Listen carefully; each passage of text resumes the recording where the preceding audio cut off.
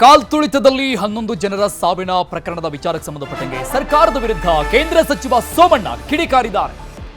ಇದು ಲಜ್ಜೆಗೇಡಿ ಸರ್ಕಾರ ಅಂತ ಸೋಮಣ್ಣ ಕಿಡಿಕಾರಿರೋದು ಸರ್ಕಾರದ ವಿರುದ್ಧ. ಇದು ಲಜ್ಜೆಗೇಡಿ ಸರ್ಕಾರ ಅಂತ ಹೇಳಿದ್ದಾರೆ.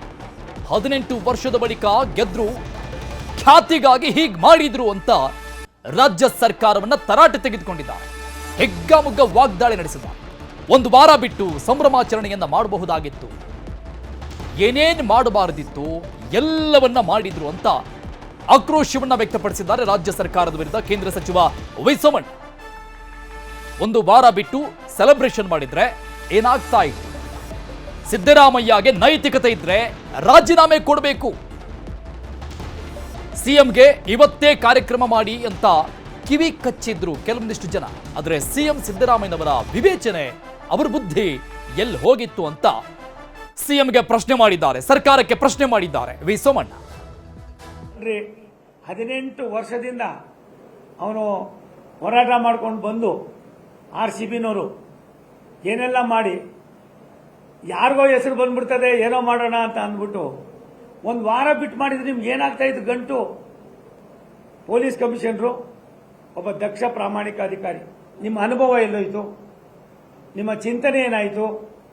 ರಾಜ್ಯದ ಬಗ್ಗೆ ನಿಮ್ಗಿದ್ದಂಥ ಕನ್ಸರ್ನ್ ಏನಾಯಿತು? ಇಂಥ ಕೆಲಸ ನಿಮ್ಮಿಂದ ನಾವು ಯಾರೂ ನಿರೀಕ್ಷೆ ಮಾಡಿರಲಿಲ್ಲ. ಟೀಕೆ ಟಿಪ್ಪಣಿಗಳು ಮಾಡೋದು ಸಹಜ, ಆದರೆ ಎಲ್ಗೋಯ್ತು ನಿಮ್ಮ ಅನುಭವ? ಸಡನ್ ಆಗಿ ಡಿಸಿಷನ್ ತಗೊಂಡು ಏನೆಲ್ಲ ಮಾಡಿ ಎಲ್ಲ ಒಂದು ಕಡೆ ಕಣ್ಣು ಒರೆಸೋ ಕುತಂತ್ರ ಮಾಡಿ ಒಬ್ಬ ಪೊಲೀಸ್ ಅಧಿಕಾರಿ ದಕ್ಷ ಇದ್ದಂಥವನ್ನ ನೀವು ಕೊಟ್ಟಿರ್ತಕ್ಕಂಥ ಒಂದು ನೋವೇನಿದೆ ಪೊಲೀಸ್ಗೆ ಎಲ್ಲ ಒಳ್ಳೆ ಅಧಿಕಾರಿಗಳಿಗೆ ನಿಮ್ಮ ಜೊತೆಲಿ ಹೆಂಗೆ ಕೆಲಸ ಮಾಡಬೇಕು ಅನ್ನುವ ಅನುಮಾನ ಬರ್ತದೆ. ಸಿದ್ದರಾಮಯ್ಯ ಸಾಹೇಬ್ರಿಗೆ ಇವತ್ತು ಕೂಡ ನಾನು ವಿನಂತಿ ಮಾಡ್ತೀನಿ, ಇದು ನೀವು ಮಾಡಿರ್ತಕ್ಕಂಥ ಅಕ್ಷಮ್ಯ ಅಪರಾಧ. ಈ ಅಪರಾಧಕ್ಕೆ ನೀವೇ ಬೆಲೆ ತಟ್ಟೋದು ಒಳ್ಳೆಯದು ಅಂತ ಅನ್ನೋದು ನನ್ನ ಸ್ಪಷ್ಟವಾದ ಅಭಿಪ್ರಾಯ. ಇನ್ನು ಹುಬ್ಬಳ್ಳಿಯಲ್ಲಿ ಸಂಸದ ಜಗದೀಶ್ ಶೆಟ್ಟರ್ ಕೂಡ ಕಿಡಿಕಾರಿದ್ದಾರೆ. RCB ಸಂಭ್ರಮಾಚರಣೆ ವೇಳೆ ಕಾಲ್ತುಳಿತಕ್ಕೆ 11 ಅಭಿಮಾನಿಗಳು ಸಾವನ್ನಪ್ಪಿದ್ದಾರೆ. ಸರ್ಕಾರದ ನಿರ್ಲಕ್ಷ್ಯಕ್ಕೆ ಈ ಪ್ರಕರಣ ಸಾಕ್ಷಿಯಾಗಿದೆ. ಇದೊಂದು ನಿರ್ಲಕ್ಷ್ಯ ಹಾಗೂ ನಿರ್ಲಜ್ಜ ಬೇಜವಾಬ್ದಾರಿ ಸರ್ಕಾರ. ಇಂತಹ ದುರ್ಘಟನೆಗೆ CM Siddaramaiah, DCM DK Shivakumar ಕಾರಣ ಅಂತ ಆಕ್ರೋಶ ವ್ಯಕ್ತಪಡಿಸಿದ್ರು. ಎಲ್ಲ ಬೆಳವಣಿಗೆಯನ್ನ ಸರ್ಕಾರವೇ ಹೊಣೆ ಹೊರಬೇಕು, ಜಡ್ಜ್ ನೇತೃತ್ವದಲ್ಲಿ ತನಿಖೆ ಮಾಡಬೇಕು. ಸಿಎಂ ಬಳಿನೇ ಇಂಟೆಲಿಜೆನ್ಸ್ ಇಲಾಖೆ ಇದೆ, ಇಂಟೆಲಿಜೆನ್ಸ್ ಅಧಿಕಾರಿಗಳ ಮಾಹಿತಿ ಇರಲಿಲ್ವಾ ಅಂತ ಪ್ರಶ್ನೆ ಮಾಡಿದ್ರು. ಇನ್ನು ಬೆಂಗಳೂರು ಕಮಿಷನರ್ ಬಿ ದಯಾನಂದ್ ಅಮಾನತು ಮಾಡಿದ್ದು ಕೂಡ ಸರಿಯಲ್ಲ, ನೈತಿಕ ಹೊಣೆ ಹೊತ್ತು ಕೂಡಲೇ ಸಿಎಂ ಮತ್ತು DCM ರಾಜೀನಾಮೆ ಕೊಡಬೇಕು ಅಂತ ಆಗ್ರಹಿಸಿದ್ದ. ಇತ್ತೀಚೆಗೆ ಏನೋ ಒಂದು ಕಾಲ್ ತುಳಿದ ಪ್ರಕರಣ ಆಯಿತು ಬೆಂಗಳೂರಲ್ಲಿ. RCB ವಿಜಯೋತ್ಸವ ಸಂದರ್ಭದಲ್ಲಿ ರಾಜ್ಯ ಸರ್ಕಾರದ ಸಂಪೂರ್ಣ ನಿರ್ಲಕ್ಷ್ಯದಿಂದ ಈ ಒಂದು ದುರ್ದೈವದ ಘಟನೆ ನಡೀತು.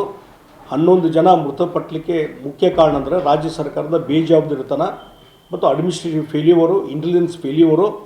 ಇದರಿಂದನೇ ಇವತ್ತು ಈ ರೀತಿ ಅನಾಹುತ ಆಗಿದೆ.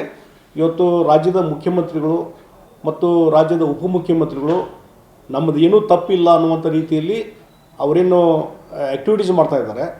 ಇವತ್ತು ಅಲ್ಲಿ ದಯಾನಂದ್ ಅಂತ police commission, Bengaluru police commission, ಆತನ ಸಸ್ಪೆಂಡ್ ಮಾಡಿದರು. ಇನ್ನೊಬ್ಬ DCM ಸಸ್ಪೆಂಡ್ ಮಾಡಿದರು. ಇನ್ನೂ ಕೆಲವು ಅಧಿಕಾರಿಗಳನ್ನು ಸಸ್ಪೆಂಡ್ ಮಾಡಿದರು. ಒಂದು ವಿಜಯೋತ್ಸವ ಮಾಡ್ತೀವಿ ಅಂಥೇಳಿ. ಅಂದರೆ ಯಾವ ರೀತಿ ಇನ್ನೂ ಗೆದ್ದಿಲ್ಲ ಬಿಟ್ಟಿಲ್ಲ ಅದೆಲ್ಲ ವೆರಿಫೈ ಮಾಡಬೇಕಲ್ಲ.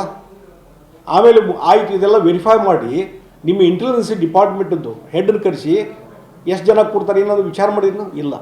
ಅಲ್ಲಿ ಫೇಲ್ಯೂರ್ ಆಗಿದೆ. ಬೆಳಗ್ಗೆ ಬೆಂಗಳೂರಿನ ಪೊಲೀಸರನ್ನು ಬೆಳಗ್ಗೆ ನೀವು ಕರೆದು ಬಂದೋಬಸ್ತ್ ಮಾಡ್ರಿ ಅಂದರೆ ಹೌ ಇಟ್ ಈಸ್ ಪಾಸಿಬಲ್? ಬೇರೆ ಒಳ್ಳೆಯ ಅಧಿಕಾರಿಗಳ ಬಲಿಪೂಜೆ ಮಾಡ್ತೀವಿ. ನಿಮ್ಮತನವನ್ನು ಉಳಿಸ್ಕೊಳ್ಳೋಕ್ಕೆ, ನಿಮ್ಮ ಅಸ್ತಿತ್ವ ಉಳಿಸೋ ಸಲುವಾಗಿ ಇವತ್ತು ಬೇರೆಯವ್ರಿಗೆ ಬಲಿ ಕೊಟ್ಟು ನಿಮ್ಮ ಅಧಿಕಾರದಲ್ಲಿ ಮುಂದುವರಿಸ್ತೀರಿ. ನಾನು ಹೇಳ್ತೀನಿ, CM ಮತ್ತು DCM ಅವರಿಗೆ ಅಧಿಕಾರದಲ್ಲಿ ಮುಂದುವರಿಲಿಕ್ಕೆ ಒಂದು ಕ್ಷಣವೂ ನೈತಿಕತೆ ಇಲ್ಲ. ನಾವು ಅಪೋಸಿಷನ್ದವ್ರು ಒತ್ತಾಯ ಮಾಡಬಾರ್ದು. ಕರೆ ಅಂದರೆ ನೀವೇ ನೈತಿಕ ಹೊಣೆ ಹೊತ್ತು ರಾಜೀನಾಮೆ ಕೊಟ್ಟು ಹೋಗ್ಬೇಕು. ನೀವು ಚಿನ್ನಸ್ವಾಮಿ ಸ್ಟೇಡಿಯಂ ಬಳಿ ನಡೆದ ಕಾಲ್ತುಳಿತ ಪ್ರಕರಣದ ಬಗ್ಗೆ ಸಚಿವ ಮುನಿಯಪ್ಪ ರಿಯಾಕ್ಷನ್ ಕೊಟ್ಟಿದ್ದಾರೆ. ಲಕ್ಷಾಂತರ ಜನ ಏಕಕಾಲಕ್ಕೆ ಬಂದಾಗ ಏನು ಮಾಡೋಕ್ಕಾಗಲ್ಲ, ಇದು ನೋವಿನ ಸಂಗತಿ, ಯಾರು ಇದನ್ನ ಸರಿ ಅನ್ನಕ್ಕಾಗಲ್ಲ ಅಂತ ಹೇಳಿದ್ರು. ಇನ್ನು ಜಾತಿ ಗಣತಿ ಚರ್ಚೆಗೂ ಇದಕ್ಕೂ ಸಂಬಂಧವಿಲ್ಲ ಅಂತ ಹೇಳಿದ್ದಾರೆ. ಇದು ಆಗಬಾರ್ದಾಗಿತ್ತು, ಇದು ಬಹಳ ದುಃಖದ ಸಂಗತಿ. ಇದನ್ನ ಈಗಾಗಲೇ ಕಮಿಷನ್ ಅಪಾಯಿಂಟ್ ಮಾಡಿದ್ದಾರೆ. ರಿಪೋರ್ಟ್ ಬರಲಿ, ಮಧ್ಯದಲ್ಲಿ ಅದನ್ನು ಮಾತಾಡೋದು ಬೇಡ. ಬಟ್ ಇದಾಗಬಾರ್ದಾಗಿತ್ತು. ಈ ಕುಟುಂಬಗಳಿಗೆ ಭಗವಂತ ನೋವನ್ನು ಭರಿಸುವ ಶಕ್ತಿಯನ್ನು ಕೊಡಲಿ. ಇದು ಬಹಳ ನೋವಿನ ಸಂಗತಿ. ಇದರ ಬಗ್ಗೆ ಯಾರೂ ಕೂಡ ಸರಿ ಅಂತ ಹೇಳೋಕ್ಕಾಗಲ್ಲ. ಎಲ್ಲೋ ಒಂದು ಕಡೆ ಇದನ್ನ ಯಾರೂ ಕೂಡ ಊಹೆ ಮಾಡಿದಷ್ಟು ಜನ ಬಂದಾಗ ತಡೆಯೋಕ್ಕಾಗಿಲ್ಲ ಅಂತ ನಿಮಗೂ ಅರ್ಥ ಆಗ್ತದೆ. ನಾವು 1 ಲಕ್ಷ ಜನ ಆದರೆ ತೆಗಿಬೋದು, 50,000 ಲಕ್ಷಾಂತರ ಜನ ಏಕಕಾಲದಲ್ಲಿ ಬಂದಾಗ ಯಾರೂ ಏನು ಮಾಡೋಕ್ಕಾಗಂತ ಸಂದರ್ಭ ಉದ್ಭವ ಆಗಿರೋದನ್ನ ಜನ ಅರ್ಥ ಮಾಡ್ಕೋಬೇಕು ಅಂತ ನನ್ನ. ಆರ್ಸಿಬಿ ವಿಜಯೋತ್ಸವದಲ್ಲಿ ಕಾಲ್ತುಳಿತ ಪ್ರಕರಣಕ್ಕೆ ಸಂಬಂಧಪಟ್ಟಂಗೆ ರಾಮನಗರ ಕಾಂಗ್ರೆಸ್ ಶಾಸಕ ಇಕ್ಬಾಲ್ ಹುಸೇನ್ ಬೇಸರ ವ್ಯಕ್ತಪಡಿಸಿದ. ಈ ರೀತಿ ಕಾಲ್ತುಳಿತದ ಘಟನೆ ಆಗಬಾರದಾಗಿತ್ತು ಅಂತ ಘಟನೆಗೆ ಬೇಸರವನ್ನ ವ್ಯಕ್ತಪಡಿಸಿದ್ದಾರೆ ಶಾಸಕ ಇಕ್ಬಾಲ್ ಹುಸೇನ್. ರಾಮನಗರ ಕಾಂಗ್ರೆಸ್ ಶಾಸಕ ಮಾತನಾಡಿದ್ದಾರೆ, ಘಟನೆ ಆಗಬಾರದಾಗಿತ್ತು, ಆತುರದಲ್ಲಿ ಕಾರ್ಯಕ್ರಮ ಆಗಿದೆ ಅನ್ಸುತ್ತೆ, ಎಲ್ಲ ವ್ಯವಸ್ಥೆ ಮಾಡಿಕೊಂಡು ಕಾರ್ಯಕ್ರಮವನ್ನ ಮಾಡಬಹುದಾಗಿತ್ತು ಅಂತ ತಮ್ಮದೇ ಸರ್ಕಾರಕ್ಕೆ ಕಿವಿ ಮಾತು ಹೇಳಿದ್ದಾರೆ. ಈಗ ಇಕ್ಬಾಲ್ ಹುಸೇನ್ ಎಲ್ಲ ವ್ಯವಸ್ಥೆಗಳನ್ನ ಮಾಡಿಕೊಂಡು ಕಾರ್ಯಕ್ರಮ ಮಾಡಬಹುದಾಗಿತ್ತು ಅಂದ್ರೆ ವ್ಯವಸ್ಥೆ ಇರಲಿಲ್ಲ ಅಂತ ಅರ್ಥ. ಸರ್ಕಾರದಿಂದ ಲೋಪ ಆಗಿದೆ ಅನ್ಸುತ್ತೆ ಅಂತ ಕಾಂಗ್ರೆಸ್ ಶಾಸಕ ಇಕ್ಬಾಲ್ ಹುಸೇನ್ ಮಾತನಾಡಿದ್ದಾರೆ. ಈ ದುರ್ಘಟನೆ ನಡೀಬಾರ್ದಾಗಿತ್ತು. ಎಲ್ರಿಗೂ ಇಷ್ಟವಾದಂಥ ಭಾಳ ಪ್ರಿಯವಾದಂಥ ಒಂದು ಪಂದ್ಯ ಇದು, ಎಲ್ಲರೂ ಇಷ್ಟಪಡುವಂಥದ್ದು. ಬೆಂಗಳೂರಲ್ಲಿ ಯಾವತ್ತಾದರೂ ಟ್ರಾಫಿಕ್ ಇಲ್ಲ ಅಂತೇಳಿ ಕ್ರಿಕೆಟ್ ಮ್ಯಾಚ್ ನಡೀತಾ ಇದೆ ಅಂತ ಹೇಳ್ತಾರೆ. ಅಂಥದ್ದೊಂದು ಯಾರು ತಪ್ಪೋ ಏನೋ ಭಗವಂತ ಅದನ್ನು ನೋಡ್ಕೊಳ್ಬೇಕು. ಅದು ನಾನು ಯಾರ ಮೇಲೂ ಕೂಡ ನಾನು ಸರ್ಕಾರದ ಮೇಲೆ ಹೇಳಲ್ಲ, ಅಧಿಕಾರಿಗಳ ಮೇಲೆ ಹೇಳಲ್ಲ. ಆದರೆ ನಾವು ತಡವಾಗಿ ಆಲೋಚನೆ ಮಾಡಿ ವಿಜೃಂಭಣೆಯಿಂದ ಆಚರಣೆ ಮಾಡಬೇಕಾದಂಥದ್ದು ನಮ್ಮ ಕರ್ತವ್ಯ ಆಗಿತ್ತು. ಆತುರದಿಂದ ಇದು ನಾವು ಮಾಡಿದ ತಪ್ಪು ಅಂತ ನನಗೂ ಎಲ್ಲೋ ಒಂದು ಕಡೆ ನೋವಾಗ್ತದೆ.